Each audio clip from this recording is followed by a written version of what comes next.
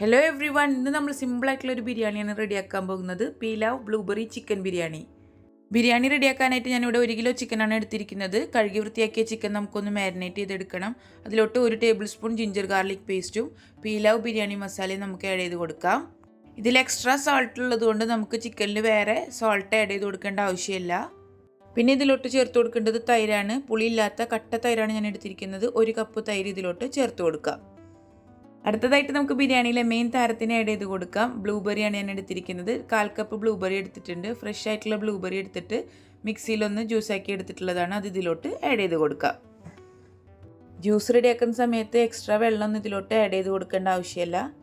അടുത്തതായിട്ട് ഇതിലോട്ട് ചേർത്ത് കൊടുക്കേണ്ടത് ഫ്രൈഡ് ഓണിയൻസ് ആണ്. ഞാനിവിടെ 2 മീഡിയം സൈസിലുള്ള സവാളാണ് ഫ്രൈ ചെയ്തെടുത്തിരിക്കുന്നത്. അത് ഇതിലോട്ട് ആഡ് ചെയ്ത് കൊടുക്കാം. സവാളയും തക്കാളിയും ഒന്നും വഴറ്റി സമയം കളയണ്ട. നമുക്ക് വളരെ പെട്ടെന്ന് തയ്യാറാക്കി എടുക്കാൻ പറ്റുന്ന ഒരു ബിരിയാണി റെസിപ്പി കൂടിയാണിത്. 1/4 ടീസ്പൂൺ മഞ്ഞൾപ്പൊടി കൂടി ചേർത്ത് കൊടുത്തിട്ട് നമുക്ക് മസാല നന്നായിട്ടൊന്ന് മിക്സ് ആക്കി എടുക്കണം.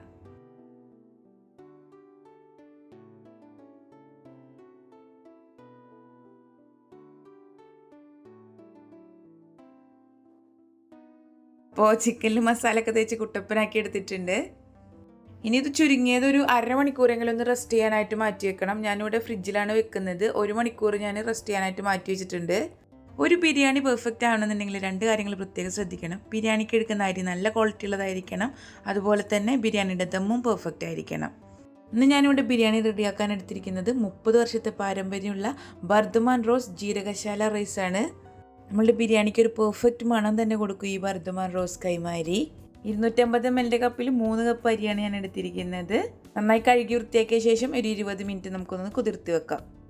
ഇനി ബിരിയാണിയുടെ മെയിൻ സ്റ്റെപ്പിലോട്ട് നീങ്ങാൻ നമുക്ക് മസാല റെഡിയാക്കി എടുക്കാം.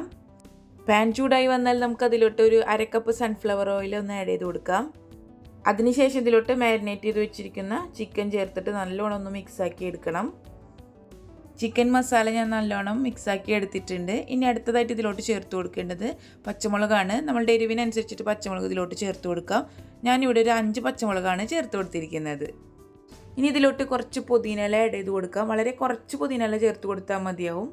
പുതിനയില കൂടുതൽ ആഡ് ചെയ്ത് കഴിഞ്ഞാൽ നമുക്ക് ബ്ലൂബെറിയുടെയും പീലാവ് ബിരിയാണി മസാലയുടെ ഒന്നും ടേസ്റ്റ് കറക്റ്റായിട്ട് കിട്ടില്ല. നമ്മുടെ ബിരിയാണി മസാല ഇവിടെ റെഡിയായി. പെർഫെക്റ്റ് ആയിട്ട് തന്നെ ചിക്കനൊക്കെ കുക്കായിട്ടുണ്ട്. ലോ ഫ്ലെയിമിൽ ഒരു 20 മിനിറ്റ് മൂടി വെച്ചിട്ടാണ് ഞാൻ ചിക്കൻ കുക്ക് ചെയ്തെടുത്തത്. ഇനി നമുക്ക് ബിരിയാണിയുടെ അടുത്ത സ്റ്റെപ്പിലോട്ട് പോകാം. ബിരിയാണി റൈസ് റെഡിയാക്കി എടുക്കണം. ഞാനിവിടെ ഊറ്റിയെടുത്തിട്ടാണ് ബിരിയാണി റെഡിയാക്കുന്നത്. അപ്പോൾ അതിനായിട്ട് കുറച്ചധികം വെള്ളം വെച്ചിട്ടുണ്ട്. അതിലോട്ട് കുറച്ച് ഹോൾ സ്പൈസസ് ഇട്ട് കൊടുത്തു. വെള്ളത്തിന് ആവശ്യമായിട്ടുള്ള ഉപ്പും അതിൽ ആഡ് ചെയ്ത് കൊടുത്തിട്ടുണ്ടായിരുന്നു. വെള്ളം നന്നായിട്ട് തിളച്ച് വന്നു കഴിഞ്ഞാൽ അതിലോട്ട് നമ്മൾ കഴുകി കുതിർത്ത് വെച്ചിട്ടുള്ള അരി ആഡ് ചെയ്ത് കൊടുക്കാം. ഇനി അരി നമുക്ക് വേവിച്ച് ഊറ്റിയെടുക്കണം. അപ്പോൾ അരിയൊക്കെ വെന്ത് കിട്ടിയിട്ടുണ്ട്. നല്ല ഒട്ടി പിടിക്കാതെ തന്നെ വളരെ പെർഫെക്റ്റ് ആയിട്ട് നമുക്ക് അരി കിട്ടിയിട്ടുണ്ട്.